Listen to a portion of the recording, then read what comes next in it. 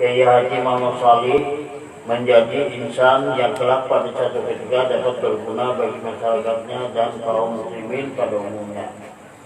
Adapun silsilah keturunan Kiai Haji Muhammad Shalih adalah dari pihak ayah adalah Kiai Haji Muhammad Shalih bin Haji Mahmud bin Yamin bin Jamai. Dari pihak ibu Kiai Haji Muhammad Shalih binti Jawliyah binti Sobri. Kiai Haji Muhammad Shalih bin Haji Mahmud merupakan anak ke-6 dari urutan sebagai berikut. 1. Kaitila lah Haji Marjan Angkum Tawiyah. 5. Abu Marham. 6. Kiai Haji Muhammad Shalih. Untuk meneruskan keturunan maka Kiai Haji Muhammad Shalih dinikahkan dengan Hajah Halimah mendapatkan beberapa orang anak. Hajah Sida Hajar kawin dengan Mukhtar memperoleh 2 orang anak, yaitu Ustaz Abdul Ghaffar, 2 Salahuddin. 2 Hajah Jariyah menikah dengan Muklisum melahirkan 1 anak, yaitu Hajah Zainab. 3 Hajah Hamnah tidak memperoleh keturunan. 4 Hajah Zainab istri almarhum Guru Haji Muhammad Haji Said memperoleh beberapa orang anak. 1 Ustaz Haji Sirajuddin, 2 Hajah Muhibbah, 3 Syamiah, 4 Siti Hajah. Kemudian beliau menikah lagi setelah istri pertamanya meninggal. Dia dengan seorang perempuan yang bernama Hajah Hiram, namun tidak memperoleh kebuyan. Kiai Haji Muhammad Shalih yang hidup di tengah-tengah keluarga muslim yang beragama sejak kecil sudah mendapatkan pendidikan di lingkungan keluarga dengan mula-mula belajar membaca Al-Quran Karim. Pada waktu mudanya Kiai Haji Muhammad Shalih tidak belajar di bangku sekolah, dan sekolah atau madrasah waktu itu belum ada. Karena pada masa itu di desa Al besar belum ada. Kiai Haji Muhammad Shalih belajar dengan dan mengaji dari satu guru ke guru lain. Terkadang dengan naik sampan atau naik sepeda atau bersampan, main dukung maupun berjalan kaki sedang saja, dengan tidak mengenal lelah dan penuh himmah dan dilandasi niat yang ikhlas. Beliau berjuang menggali ilmu pengetahuan dari satu kitab ke kitab lainnya. Di antara guru yang pernah mengajar beliau adalah Kiai Haji Abdul Syukur Taufiram, mana beliau belajar kitab Nahu dan kitab Tauhid. Kedua, Guru Gapuri itu Sunamiai. Ketiga, Guru Haji Mugni Marwan belajar Al-Quran mendoanya. Keempat, Guru Haji Marwan belajar ilmu Quran sebenarnya. Setelah merasa cukup dalam menggali ilmu pengetahuan agama, timbullah niat untuk menyebarkan ilmu tersebut kepada masyarakat lingkungan keluarga beliau. Setelah itu beliau juga memperluas wawasan dengan memberikan pelajaran agama di madrasah dan buka pengajian rumah. Di antara kitab-kitab yang pernah diajarkan, di antara kitab Mahu, Jumiyah Kafarai Bamun, kitab fikih, kitab ulang dan lain-lain, kitab tauhid, kitab jannah dan lain-lain, kitab tahu, Abdul Nafis dan kitab Salihin. Kiai Haji Muhammad Shalih mempunyai perawakan yang sedang, tinggi badan sekitar 150 meter, 5 cm, berkulit putih. Badannya tegak dan sikapnya penuh keagungan. Berbicara cukup jelas dengan ucapannya yang penuh wibawa. Keadaan ekonomi rumah tangga cukup sederhana. Hidup sederhana yang dimiliki Kiai Haji Muhammad Shalih menjadikan beliau bersifat qanaah dengan selalu bersyukur atas segala nikmat-nikmat yang diberikan Allah Subhanahu wa taala. Hal ini nampak dalam kehidupan beliau sehari-harinya. Dalam bermasyarakat, Kiai Haji Muhammad Shalih tidak memandang status seseorang, apakah seorang pejabat, hartawan, fakir miskin, buruh, tani, dan lain-lainnya. Sebagainya selalu mendapat perlakuan yang sama. Demikian kehidupan beliau pribadi, seorang tokoh yang dapat memegang disiplin ilmu dan kemasyarakatan. Ilmu bagi beliau jalan menuju takwa dalam keadaan takwa dan kesederhanaan. Dia tetap tersenyum dengan sifat istiqamah dan qanaahnya. Dia tetap rela kepada Tuhannya. Setelah mendapatkan ilmu pengetahuan agama dari guru ke guru, beliau Kiai Haji Muhammad Shalih disarankan supaya menyebarkan ilmu tersebut. Dan atas permintaan masyarakat, beliau membuka pengajian-pengajian di rumah dan di madrasah. Sebagai seorang dai yang memahami metode pengajaran yang baik, sehingga orang dengan mudah dapat menerima dan mengerti setiap pelajaran yang diberikan beliau. Karena itu banyaklah orang yang datang mengaji ke rumah beliau, baik anak muda maupun orang dewasa. Bagi mereka yang pernah berguru kepada beliau, benar-benar terasa berakahnya. Sekalipun usaha yang dilakukan oleh beliau dalam ruang lingkup yang sangat sederhana, namun berkah ketabahan, kemauan keras, dan tidak dikenal menyerah dalam menghadapi kesulitan, akhirnya beliau telah berhasil mempersiapkan kader-kader penerus yang handal. Itu terbukti tidak sedikit daripada murid-murid beliau yang telah mampu menjadi mubaligh atau guru agama. Menurut kalangan ulama sufi, keramat adalah suatu perkara yang menyalahi asas kebiasaan manusia yang dianugerahkan oleh Allah Subhanahu wa taala. Yang mana Allah menganugerahkan kepada hamba-hambanya yang saleh. Setengah daripada kelebihan serta keramah yang pernah terjadi pada Kiai Haji Muhammad Shalih adalah ketika Kiai Haji Muhammad Shalih memperdalam kitab suci Al-Quran bersama salah seorang kawannya kepada Guru Haji Mubdi Marwan di kampung Benua Anyar. Semakin asik belajar, malam pun bersama larut. Lalu beliau dan kawan-kawan tersebut dianjurkan untuk bermalam saja di tempat guru tadi. Ketika di tengah beristirahat, beliau tertidur dan kawannya serta serta sang guru, beliau juga tidur. Saat itu terjadilah keganjilan yang tidak dapat oleh semua orang kecuali oleh hamba Allah yang terpilih, yaitu jasad beliau terangkat daripada pembaringan. Sang guru dan kawan beliau tersebut terkejut untuk meyakinkan penglihatan mata zahir mereka. Kemudian mereka masukkan tangan mereka ke bawah tempat tidur beliau. Ternyata jasad memang benar-benar terangkat. 2. Saya aktif sebagai mu'allim untuk membimbing manusia kepada jalan yang diridhai Allah Subhanahu wa taala. Beliau juga senantiasa melaksanakan ibadah baik yang wajib maupun ibadah yang sunat. Pada satu ketika setelah Kiai Haji Muhammad Shalih selesai melaksanakan ibadah malam, beliau beristirahat dan tidur di samping sang istri. Kemudian tanpa disengaja, sang istri melihat tubuh beliau juga terangkat dari tempat tidurnya. Sang istri percaya bahwa ini adalah keistimewaan yang diberikan Allah Subhanahu wa taala kepada beliau.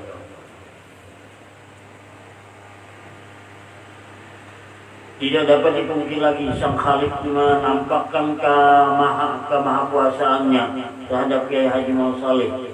Dari sekian banyak informasi yang disampaikan oleh masyarakat yang senantiasa bergaul dengan keadaan ketika orang mendapat suatu bencana atau saat orang mempunyai hajat, lalu mereka mengambil keberkahan beliau.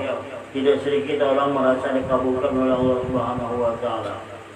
Menurut penuturan Agan Tayyib yang bin Hamim warga Kelurahan Cabang Barat, Kecamatan Jelai, Kabupaten Kota Waringin Timur, Provinsi Kalimantan Tengah, saat ia berkehendak membuat rumah besar dan permanen, tapi selalu kandas dan tidak tercapai. Kemauan itu membuatnya bekerja keras tanpa putus asa. Dengan berkah wasilah beliau, ia berharap agar Allah Subhanahu wa taala mengabulkan niatnya itu. Memang benar adanya. Allah Subhanahu wa taala menaikkan hajat tersebut, alangkah gembiranya. Dan akhirnya ia datang ke tempat Kiai Haji Saleh dan menceritakan hal tersebut. Pernah juga pada suatu ketika masih menurut penutur Agam Taib bahwa ia mengadakan perjalanan laut dengan naik kapalnya sendiri yang bernama Kalpi Bersama. Tidak sedikit barang dagangan yang ia bawa daripada satu kampung ke kampung lain untuk dipasarkan. Namun pada suatu saat ia kena razia sebab dituduh membawa barang ilegal, yakni alias dalam tanpa dokumen resmi. Saat itulah ia teringat kepada Kiai Haji Muhammad Saleh dan bertawassul kepadanya agar lepaskan daripada razia tersebut. Dengan izin Allah Subhanahu wa taala akhirnya tidak jadi diraziai, malahan dikasih sejumlah uang oleh seorang pembesar yang seorang pejabat sebanyak 3 juta rupiah. Yang sangat besar dan yang membuat dia terheran-heran. Tapi ini merupakan suatu kenyataan yang dialaminya. Mungkin masih banyak lagi kelebihan dan keistimewaan beliau yang tidak dapat penulis jabarkan di sini karena keterbatasan waktu dan ruang gerak menulis yang sampai. Yang mudah-mudahan suatu saat nanti kita dapat mencoba lagi menggali lebih dalam tentang keramat dan keistimewaan beliau. Sebagai seorang muslim yang taat beragama serta menjalankan ajaran syariat Islam dengan penuh ketaatan kepada Allah Subhanahu wa taala, beliau merasa kurang lengkap jika belum menunaikan ibadah haji. Pada sekitar tahun 1992 berangkat Kiai Haji Muhammad Saleh bersama kaum muslimin. Ketika itu beliau menumpang kapal menuju tanah haram. Maka sempurnalah Kiai Haji Muhammad Saleh melengkapi rukun Islam yang kelima. Setelah datang menunaikan ibadah haji tersebut, tidak berapa lama kemudian beliau tidak lagi makan nasi sebagai makanan pokok seperti layaknya masyarakat lain. Di antara amalan yang diamalkan beliau pagi sore adalah al-musabbahatul asar, yakni 77 tapi 10 penting, 10 macam. 10 macam dibaca 7 kali, yang masyhur terdilatnya di kalangan orang khawas dan orang awam. Dibaca pagi sore inilah amalan Kiai Haji Muhammad Saleh, yaitu Fatihah 7 kali, kemudian Qul a'udzu binnas, ini berdoa binasnya, Qul a'udzu binnas 7 kali, Qul a'udzu falaq 7 kali, Qul a'udzu huwallahu ahad 7 kali. Kenapa tuntang itu? Karena ujar orang sufi tahliyah doanya tahliyah. Di tahliyah membuang hawa. Itu jadi baca dituntang akan ayatnya itu. Qul Allah 7 kali, kemudian Qul ya ayyuhal kafirun 7 kali, Allahu la ilaha illa huwal kursi akhirnya 7 kali, subhanallah walhamdulillah wa la ilaha illallah akbar 7 kali, Allahumma shalli ala sayyidina Muhammad wa ala alihi wa sahbihi 7 kali, Allahumma ighfir walidayya wal mu'minina wal mu'minat 7 kali, Allahumma aghfir bima jalla wa ala wa ta'ala ya maulana ma'lum innaka ghafurun halim wa rahim 7 kali. Ini amalan rutin sini. Sampai saya di kisah itu, aku kan tidak bisa amal rutin. Ini kalau paling berbayang subuh, kalau berbayang asal. Kita sebelum subuh itu lah, sebelum tahap timbul, juga asal sebelum matahari tenggelam. Setelah timpa sakit beberapa hari, Kiai Haji Muhammad Saleh akhirnya dipanggil oleh Sang Maha Karim ke hadratnya tepatnya pada tanggal 19 Rabiul Awal 14 tahun 19 Hijriah, 12 Agustus 1998 Miladiah, malam pukul 12 tengah malam, dalam usia 98 tahun. Tolong bertahun. Selama hidupnya almarhum menunjukkan kepada kita semua bahwa almarhum telah banyak berbuat bagi pertumbuhan dan perkembangan ajaran Islam yang berarti sebagai modal untuk menuju keridhaan Allah Subhanahu wa taala. Almarhum Haji Muhammad Saleh telah meninggalkan jejaknya yang penuh arti karena dia telah dapat menerima panggilan umat pada zamannya dengan baik dan penuh tanggung jawab, di mana selama hidupnya almarhum dengan segala kemampuan yang dimiliki telah mampu menjawab tantangan umat yang condong ke arah kemusyrikan, yaitu meniti jalur hidup ketauhidan. Kami doa membawa muslim dari itu habis di sini. Apalagi belamut dari anak tuh menggabung waktu belamut itu bayang juga tuh lah belamut bayang semuanya ini supaya kita baik itu ulang mau di sini nang di belamut untuk cacat biawak apa terus jadi nggak boleh ya kemudian bawa tambang ya jatuh sampai ke Pak Kambang tuh luar biasa tahu jatuh jam apa jadi kita tak cukup bikin baru jatuh. Nah jadi apa adanya kemusyrikan itu kan bilanya dia etikatkan itu memberi bekas dalam apa adanya dan melaksanakan anak tadi atau melaksanakan cucu, maka itu namanya hukumnya musyrik. Itulah bila berantak habis-habisan tuh. Gimana sih pembacaan di sini? Itu maka itu.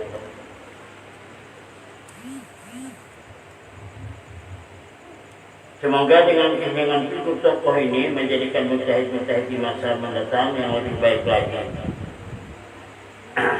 Setelah ditimpa sakit beberapa hari, Kiai Haji Muhammad Saleh akhirnya dipanggil oleh Allah Subhanahu wa taala kehadratnya tepatnya tanggal 19 awal 14-19 tanggal 12 Agustus Miladiah malam Arba pukul 12 tengah malam. Usianya 98 tahun. Selama hidup almarhum telah menunjukkan kepada kita semua bahwa almarhum banyak berbuat bagi pertumbuhan dan perkembangan ajaran Islam yang berarti sebagai modal untuk menuju keridhaan Allah Subhanahu wa taala.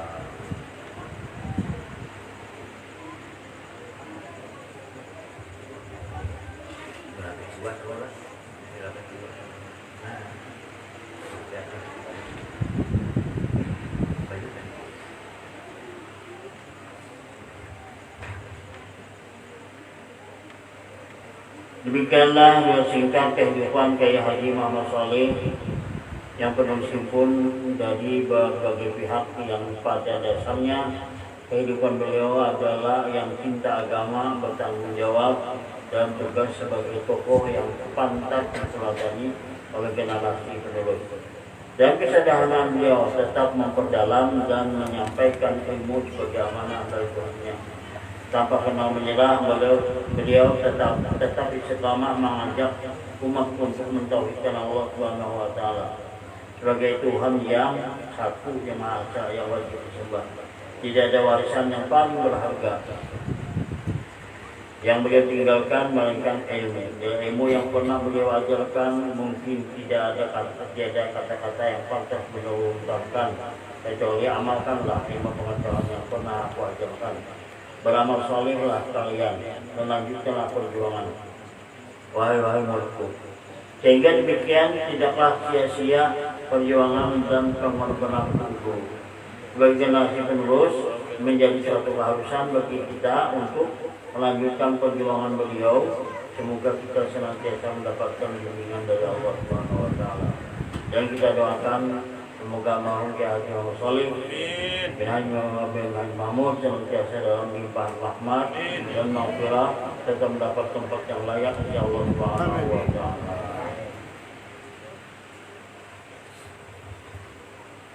Al-Fatihah.